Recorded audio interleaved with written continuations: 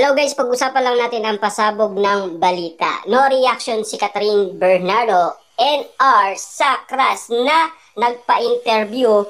Catherine Bernardo nakaka-relax kahit etik ang schedule niya. Yan kasi guys ang pinag-uusapan kung bakit nga naman guys no reaction daw si Catherine Bernardo sa nasabing first crush niyang si Kenneth. Na alam naman natin kasi guys kinakabahan si Kenneth. Ayon umano guys sa mga netizens, dinadaga pa daw ang dibdib nito. Siyempre guys, first time pa lang ni Kenneth na magpa-interview na alam naman natin guys, kinakabahan pa siya dahil hindi pa siya sanay umano umarap sa ibang tao. At lalong-lalo guys, yung private life niya ay naging instant celebrity siya. Ngayon guys, pinag-uusapan ng balibalita, NR or no reaction si Catherine Bernardo o kahit fans niya sa naging interview na di umano'y first crush ng actress na si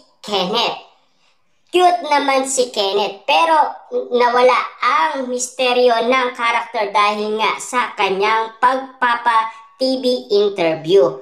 Walang validation kung siya nga yung nire-refer ni Catherine Bernardo na crush niya nung nasa elementary school pa siya o hindi. Na alam naman natin guys, dudang-duda rin si Kenneth sa pinagsasabi umano guys ng ibang tao. Lalo-lalo na kasi guys, alam naman natin, binackground check daw ni Kenneth kung siya nga ba yung sinasabi ni Catherine Bernardo. Na alam naman natin kasi guys kung bakit siya pinagkaguluhan ng karamihan. Dahil yun kasi ang sabi ni Catherine Bernardo. Dahil makulit nga naman kasi guys si Melay dahil siya ang unang nagtanong kay Catherine Bernardo at pinag-usapan kung sino ang first crush ni Catherine Bernardo. Na alam naman natin guys, sinasabi ni Catherine Bernardo noong siya ay nag-aaral pa sa Cabanatuan, Nueva Ecija at meron daw siyang crush doon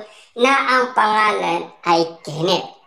At dali-dali nga naman kasi guys, naghanap ang mga Dilulu fans finding Kenneth at nalaman kaagad nila na isa na pala siyang doktor. Pero si Catherine Bernardo guys, no reaction siya dahil sa bali-balitang nagpa-interview umano guys si Kenneth.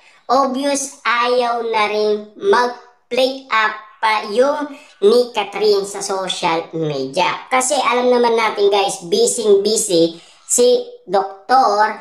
Kenneth. Na alam naman natin guys, busy din si Catherine Bernardo. Ang gusto lang naman guys ni Kenneth, yung hindi na busy si Catherine Bernardo. Kasi alam naman natin guys, noon si Catherine Bernardo ang nagsalita, pero si Kenneth naman ang nagsalita. Kung sakasakaling papayag siya, kung sakaling magkita sila at makapag-usap ng personal, diba? Alam naman natin kasi guys, lumipat daw si Catherine Bernardo sa Maynila noong grade 3 si Catherine Bernardo. Ay papaano nga naman kasi guys, si Catherine Bernardo ay nakapasok kasi sa Once Upon a Time kasi nangangailangan ng mga talent na mga bata. Siyempre, isa na dito si Catherine Bernardo ang nakuha. Siyempre guys, bibong-bibo at lalong-lalo na guys, nag-aral si Catherine Bernardo kasi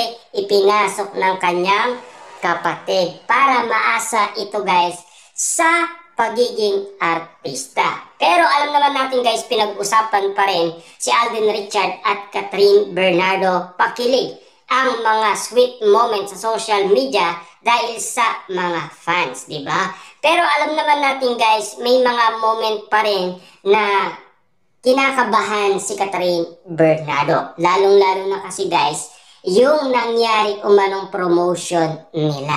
Kasi hindi matanggap ng ibang mga netizens ang panlulokong ginawa ni Alden Richard at Catherine Bernardo. Pero naging masama ito guys sa mga netizens noong si Alden Richard ay nagsalita, di ba? Kasi guys, nagsalita si Alden Richard noong February. Siyempre guys, alam naman natin mainit pa umano ang balibalita, pero sumabay ito sa init. Kaya nga naman guys, nung mabalitaan natin na pinag-uusapan ngayon, si Kenneth, siniship umano kay Catherine Bernardo, at siyempre, close na close ito kay Catherine Bernardo noon. At lalong-lalo na guys, nung bata sila ay nagkakasama silang dalawa. Pero hindi daw nag-uusap. Yun daw ang inakala ni Kenneth kung bakit. Ngayon, nalaman niya na dahil nagsalita si Catherine Bernardo, kapag crush mo, hindi mo pwedeng kausapin, hindi mo pwedeng lapitan. Kasi guys,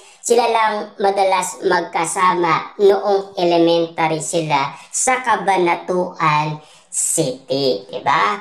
Na alam naman natin kasi, pinag-uusapan ngayon guys, si Doc Kenneth na binulabog sa social media at siyempre guys, susunod sa yapak ng Kat din kung sakasakali man. Kasi yan ang mga tanong ng balita at ni MJ Felipe noon nga na-interview si Kenneth. Na alam naman natin kasi guys, no?